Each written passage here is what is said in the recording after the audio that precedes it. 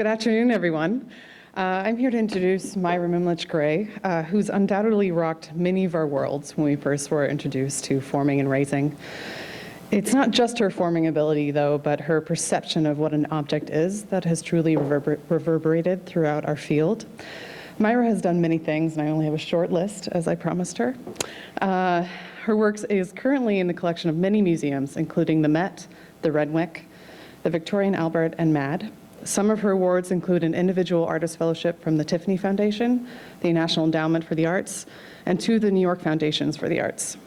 She's completed many residencies, including the Kohler Residency, has a multitude of solo exhibitions, and is currently partaking in her first museum retrospective at staging form at the National Ornamental Metal Museum in Tennessee. And she, as many of you probably know, is a tenured metals professor at the State University of New York, New Paltz. I present to you a woman who throws amazing holiday parties, is both exacting and compassionate, at times swears like a sailor, and is broad-minded enough to accept and encourage a shadow puppet show rather than a typical presentation from a curious grad student. One of my mentors, Myra Mimlitsch-Gray.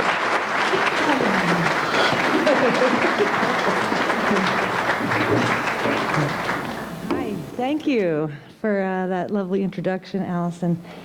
And thank you to the Guild and everybody who's involved with this wonderful community here. I've admired the Seattle Metals Guild from afar for many years, and it has lived up to my imagination and expectation about what an outstanding community it is, and congratulations for keeping it so tight and so together. It's very amazing to be here with you all. So when I was asked to present here, I happened to be in a residency and in my studio for some time, staring off into space and thinking about things like, circles and how circles are round, for example. I know that's not a very profound thing to think about, maybe in simplest terms, but I'm sure we can all think about how the circle functions symbolically and how we understand it perhaps as a symbol of the universe and of completeness and perfection. And, at the same time, we can maybe think of it as limiting and constraining. It sort of presents a rule, in essence, that I sometimes strive to compete with. I mean, I look around my studio and I see a lot of things that are there meant to help me achieve that perfect circle or make something truly round. And also, when I was invited to speak here, I happened to be organizing the checklist for my this retrospective at the National Ornamental Metal Museum, and I found myself circling around a lot of the objects, forms, formats, and ideas that seem to pervade my practice in my 30-year career in the studio. And I found myself questioning the whole idea of mastery. And I'm interested in how I am, striving to obtain a certain authority that comes with the skills and the comforts and familiarity with all the processes available to me.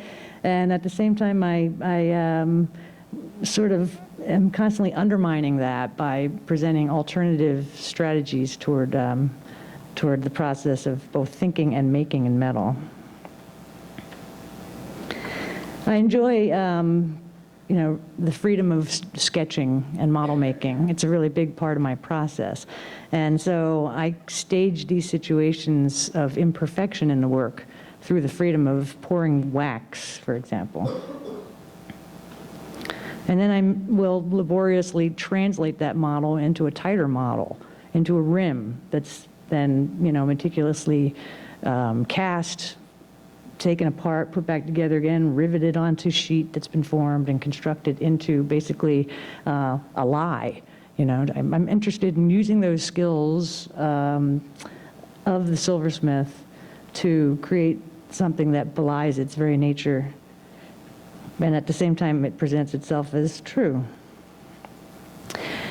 I was in residence at the Kunstfach Academy at the time of this invitation to speak, and I realized that I had been in a lot of residencies over time, and so I thought it would be interesting to present work to you that you probably don't often see of mine, namely the B-side, or the raw, or the undernourished, or whatever it might be, and then, have the opportunity to reflect on how those things became more cooked in finished bodies of work throughout my time. So if you'll indulge me, I'd like to start by talking a little bit about the McDowell Colony in Keene, New Hampshire, which is a very famous artist colony, and it's one that brings together visual artists with composers, literary scholars, poets and theater people and all kinds of things in this idyllic setting of the New Hampshire wilderness.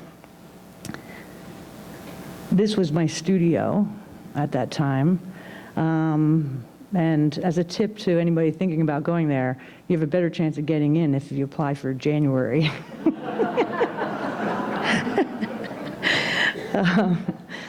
But basically, it was a very small room with a fireplace and woods and snow. This residency is famous for its basket lunches.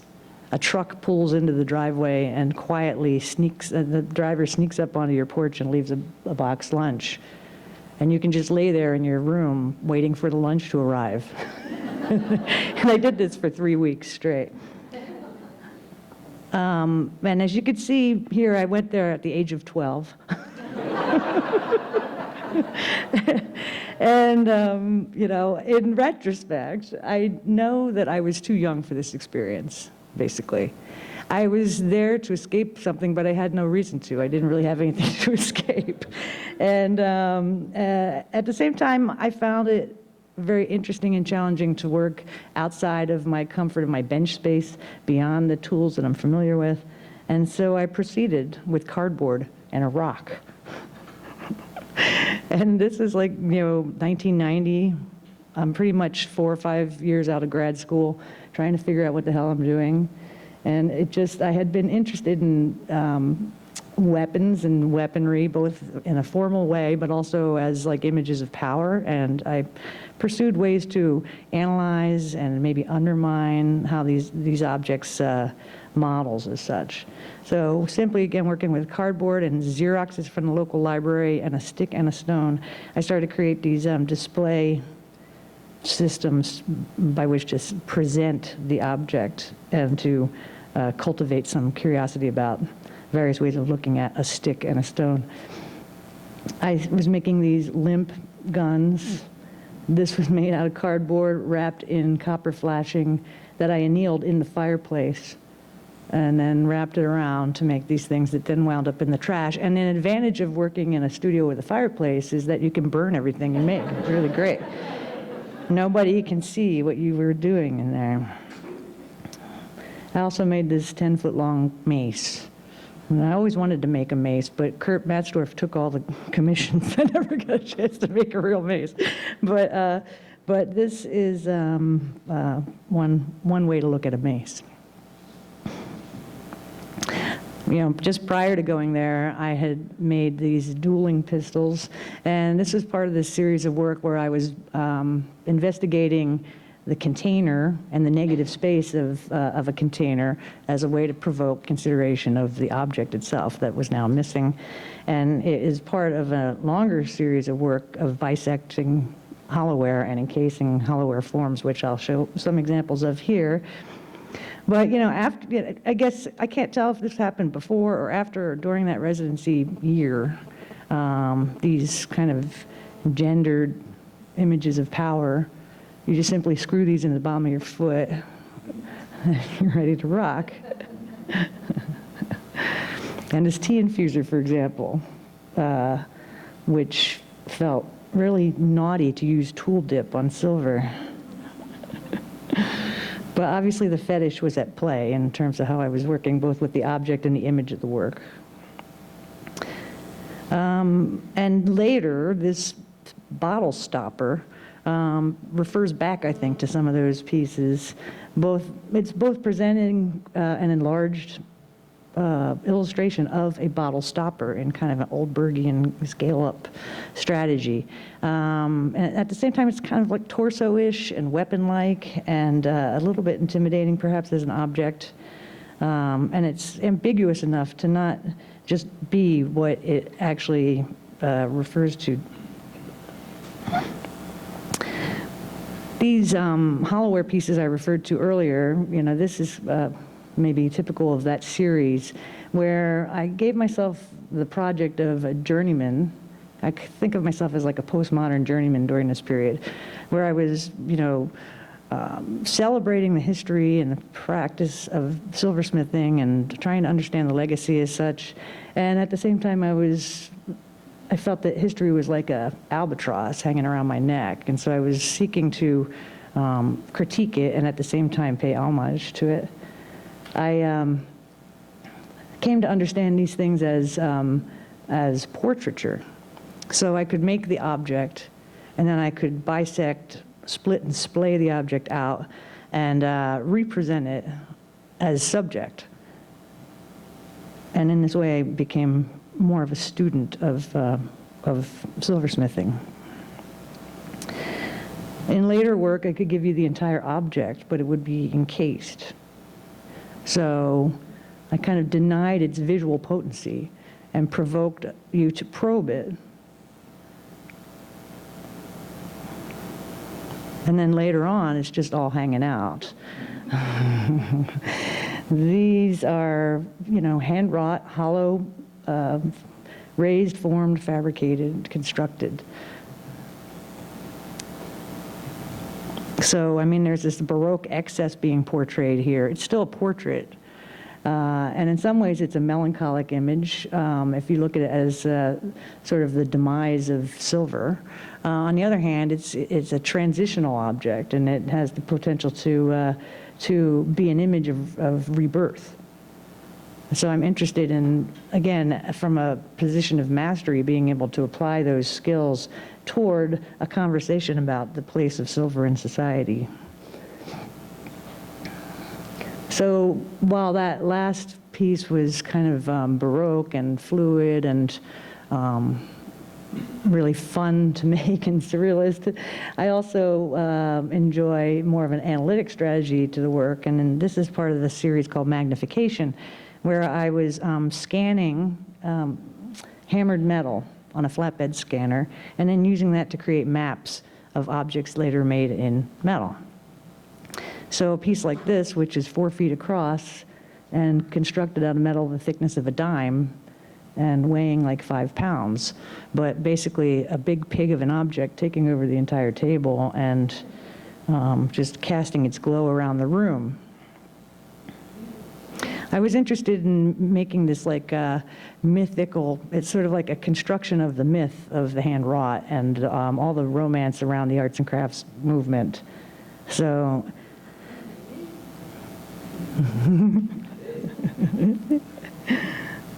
here I was less rigid about how I interpreted that hammered surface.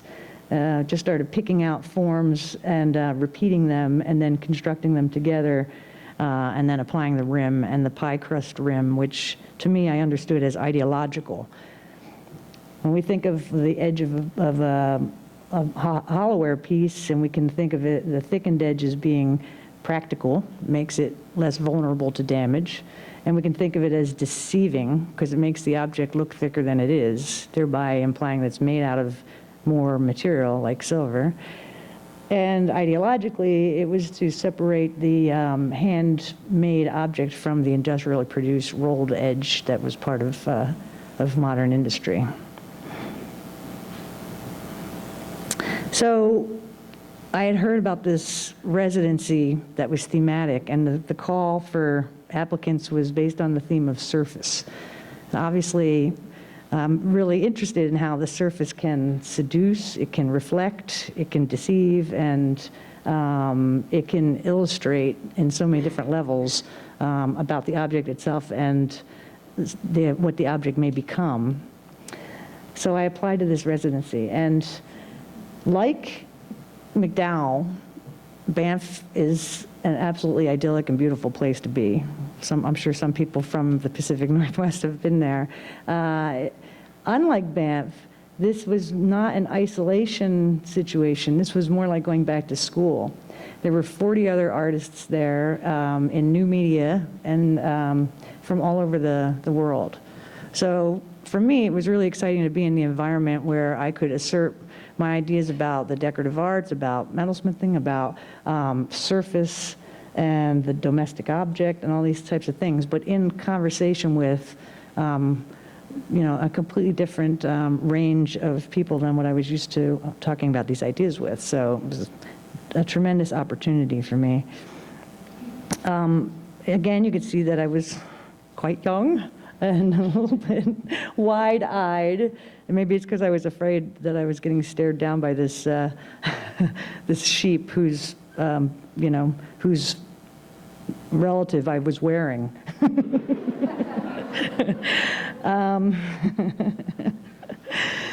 But literally, it's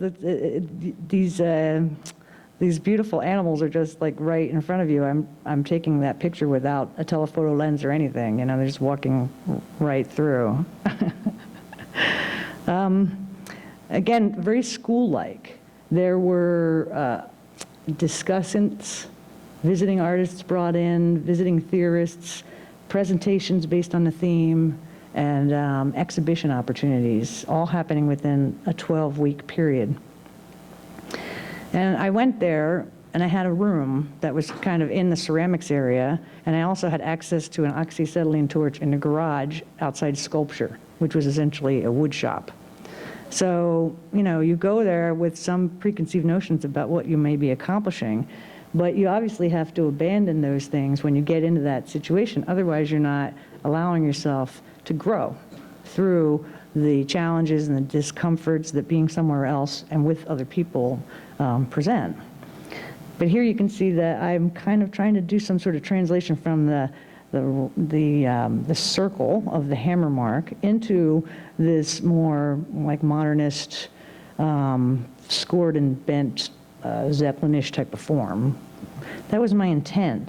But in the end, I made this, which is nothing that I would have thought I would be making. But I know it was, informed by both the idea of seeing and the mystery of a mask and the fact that we were all wearing ski masks so we didn't freeze to death. Things like that were entering into my work. I was allowing these things to come into the work where in my own setting I would not have been open to deviating from the plan.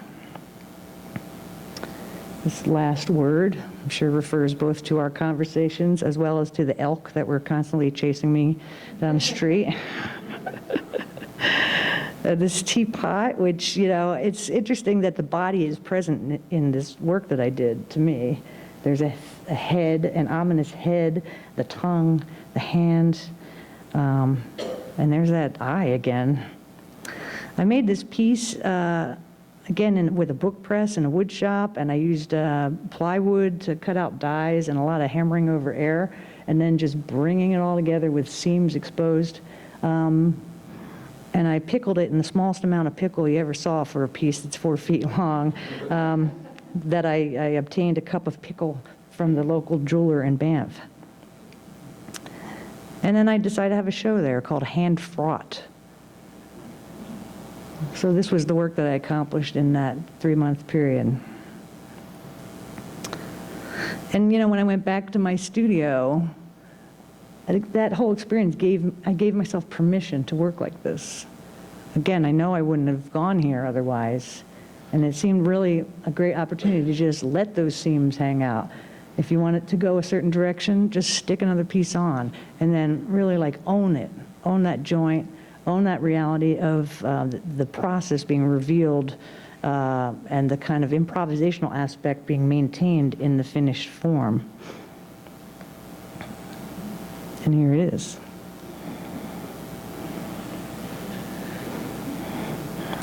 And then, I became really interested in, again, staging form, which is the sort of the subtitle of the catalog that accompanies the Memphis show. I realized that I'm making these kind of variant objects and putting them in otherwise customary circumstances. So it's kind of like, who invited this guy? And of course, I'm always considering the still life, either the one that exists that I merge into a conversation with by placing my object in context, or, in this case, taking found objects, embracing the still life, and then upending it to make this mantle. So it reinterprets utility, and it represents these objects as subterranean or subordinate. And it basically presents a shelf where you can put your new crap. And this whole thing was like really coming full circle, circling around this whole conversation of my relationship with the history of this practice and the appraisal of these objects that enter the domestic sphere, and my responsibility as a person producing more of them. And it seemed time to put myself into another place of discomfort, and that place was the Kohler factory, where I did a 4-month residency in iron foundry work. I really felt like I needed to jar myself out of my familiar ways of knowing. And it's clear that there's nothing comfortable about foundry work. You're in this environment where it's snowing. It's snowing soot. And this big melt here holds about 60 tons of iron. You're pushing a cart around with like a 1,000-pound mold on it, and you're silently communicating with these guys that are driving around with giant crucibles of iron, filling up a crane, and then you're hand gesturing to the guy, yeah, give me about 100, 150 pounds in this hole right here. And while you're waiting to catch their eye, you're standing next to this big crucible of slag and dross, the bottom of the pores. And you could see those crystalline structures there of the metal as it's cooling. Very mesmerizing and also very hot. And then you get to go outside with your cart and bust it out of the mold with a sledgehammer, air hammer, anything you got that you can do to get your thing out of that mold. And it's a very kind of, ironically peaceful and quiet time until you remember that you're under surveillance. Because there's a guy up there in a crane operating a giant magnetic disc, picking up the scrap and moving it around the yard. And you're kind of grateful that he's out there watching because, you feel safe. And at the same time, you're completely self-conscious and aware that you really don't know how to swing a hammer. The workers are amazing there. It's the kind of residency where you really do most of the work yourself, but there's a lot of training, orientation, and there's also a willingness by some workers to help you out. And you can, depending on your nature, really negotiate those relationships or not. And when I was there, I happened to overlap with this one guy named Gary Griffin. Maybe you heard of him? And he was there for like 3 weeks before I got there, and I just followed him around the whole time, for a week till I figured out, well, this is the best tutorial ever, just follow him around. Then I found myself in the Gary vortex. I mean, he would be there at 6 a.m. He'd be like kind of saying like, okay, so tomorrow, 6 a.m. Next thing you know, it's 6 a.m. and I'm standing there in the factory freezing my ass off going, what am I doing here? It's Gary time, And he was my teacher, and I had to like keep myself out of that vortex. So that was interesting. And at the same time, both he and I are really dedicated to learning the craft. And foundry work is a serious traditional craft. Making the sand mold is very specific, very linear, and dedicated. So then he left, and an architect came, and that guy had a different relationship with the workers. And he was more or less kind of saying, like, how many donuts do I have to buy to get somebody to do this for me? And that's his MO, and I don't fault him for that. But I had to sit there because of my own curiosity and learn every technique that was presented to me, which was, both very rewarding and also very time-consuming, but it was an amazing education. So, you're wandering around as an artist who's never worked in a factory like this before, and, you're cutting through the auto tub line. These things are moving on chains. You pass through. You turn the corner, and there's these hand trucks, and they're so antiquated and nostalgic looking, and they're pink because they're covered with ground coat, and they're fluffy. And then the next day you come back around and they're in a different place. It's like you just blinked and they moved. But, I found myself mesmerized by the order of things and the system in place, and also seeking aberrations. I personally was trying to non-conform, and like the artist, that's what we do. We're the ones that break the rules. We're non-conforming. And the workers were very highly skilled, and they were masters. But they're masters within a specific skill set, and that the idea of deviation is not their game plan. And in fact, it's not what they're paid to do. And then I would take great joy, I would come around the corner and see like a bathtub that looked like this. This is like Ozzy Osbourne's bathtub or something. It's like so tough. And, they would sandblast something like this 3 times until they would lose money on it, before they would just have to scrap it completely. But it was a rare find to come around in the corner and behold that. So, I go there, I had these preconceived notions about molten metal and making these fake versions of it through silversmithing techniques and hollow forming. But it seemed to me that I might go to the factory and pursue this idea, but through casting. But then you get there and there's all these blobs hanging around. And like the fact is that this is not art. This is metallurgical. This is about trying to reduce or minimize or eliminate lead in a brass pour. And so these are alloy flow tests to pursue how much of a ratio they can get away with. So that's interesting. This is not art. So why do I think that what I do is? On the other hand, I made this frying pan, and I think it might be art. Sure as shit ain't a frying pan anymore.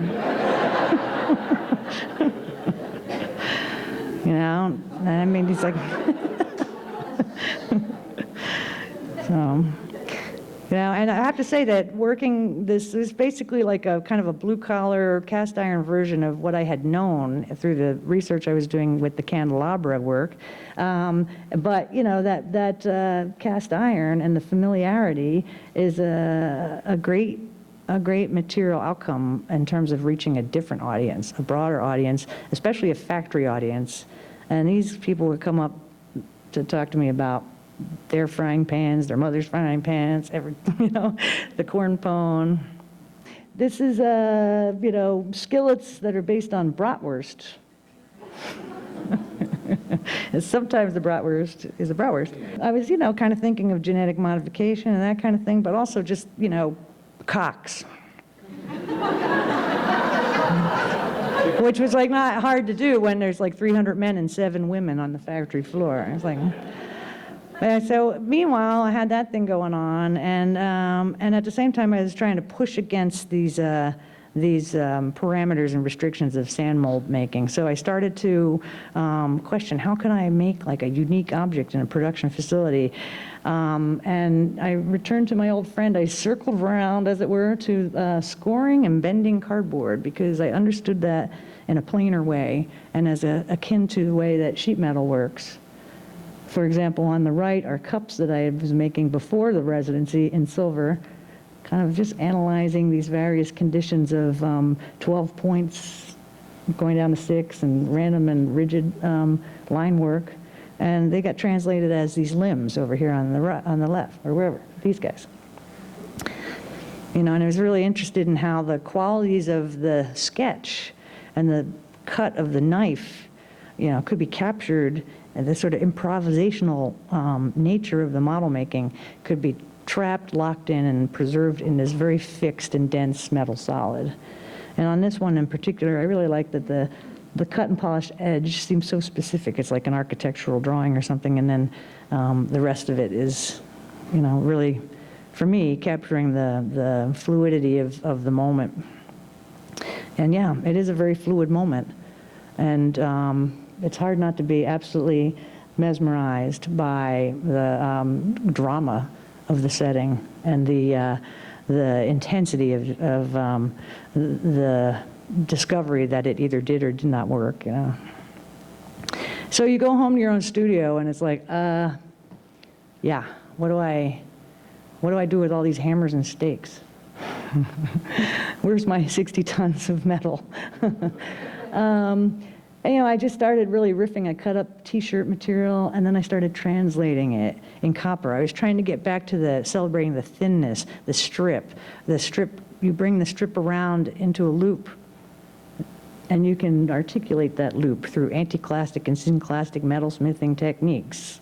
I was trying to tap back into what I knew as a studio silversmith, and also trying to retain some of the improvisational modes and the abstraction and not have such a preconceived notion of the outcome.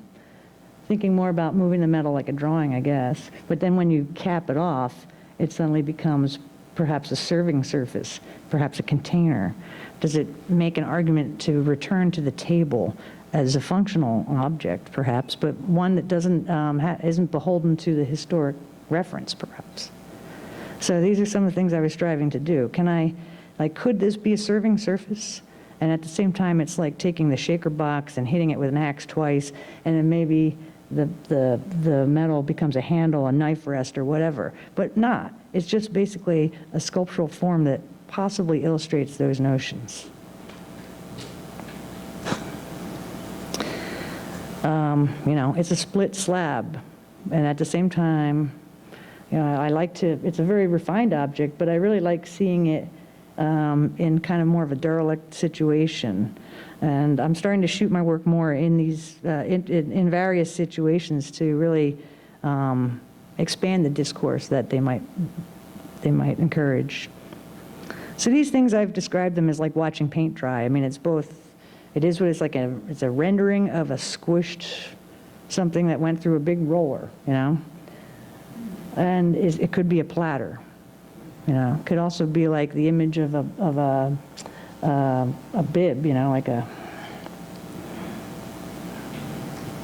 So I found out that I was going to another residency, this time as both an opponent for MA and BA thesis presentations, and also having access to a studio, and it was all happening for a month in April, this past April.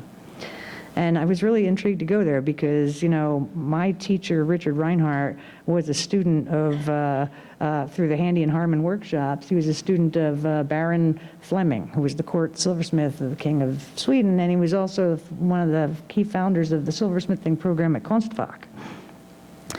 Well, so anyway, I got there, and of course I knew that the contemporary studio situation would be very different than anything that Baron Fleming participated in, but I was curious about that conversation. And I was, directed to my room. This was going to be my studio. But I had access to share the studio space with all the students who were also there, feverishly working on their thesis work. And this was an example of the common space that I could share. So I just really was kind of beside myself. But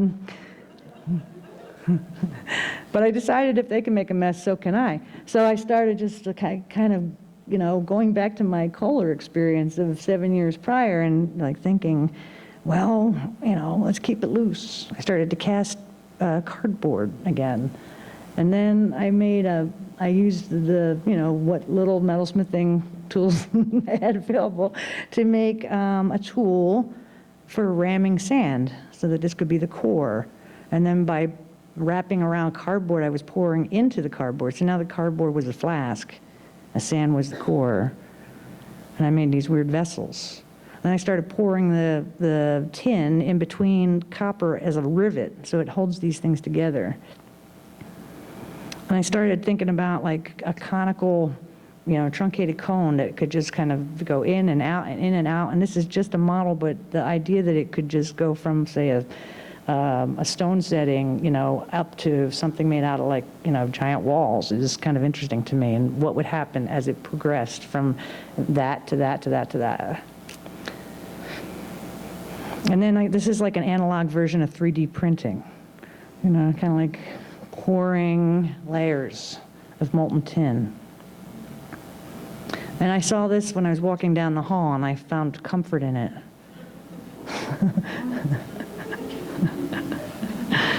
But at the same time, I've entered my own studio situation, and now I'm in my own residency because I'm on a research leave, and my leave is to research porcelain enamel on steel. And so I'll just show you very quickly this work that I'm doing right now.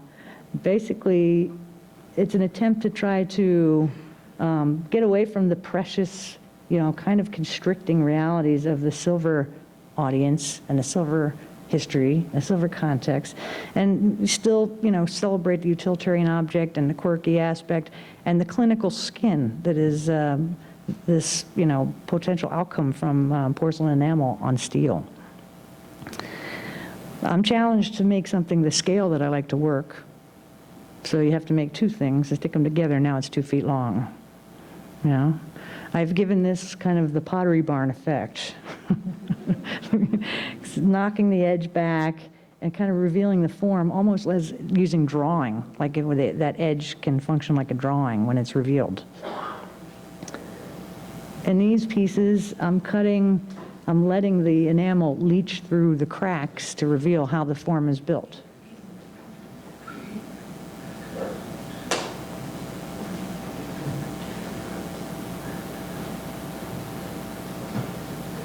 I got 7 minutes? I'm going to finish early, folks.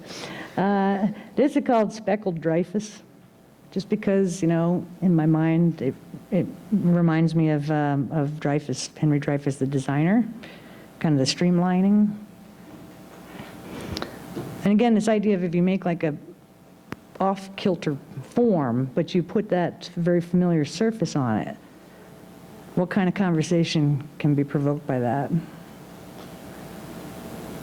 And then what is that? I don't know. It's kind of been referred to as the scream a little bit in the studio. And this is Humpty Dumpty. This is one of these things where I dipped the, blue, I poured blue on it, and then it did this pull-through thing where the white bubbled up through the blue, and I called the guy at Thompson, and he said, if you do something 3 times in a row, it becomes a technique instead of an accident, so that's what I'm rooting for. But I don't know about you, but I would serve cheese on that, so that's what I'm kind of...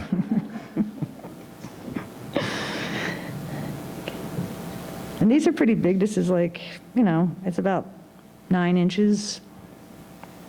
Again, it's welded and constructed mild steel and liquid enamel. Something I'm learning about this is that if it doesn't reveal itself as hollow, then it just looks like a dumb rock in a ceramics class. So you have to be careful. I'm learning anyway that I'm not sure how to where the balance lies. And there's the group shot of them. I want to thank you again for having me here. I'm really enjoying this symposium. It's terrific. Thank you.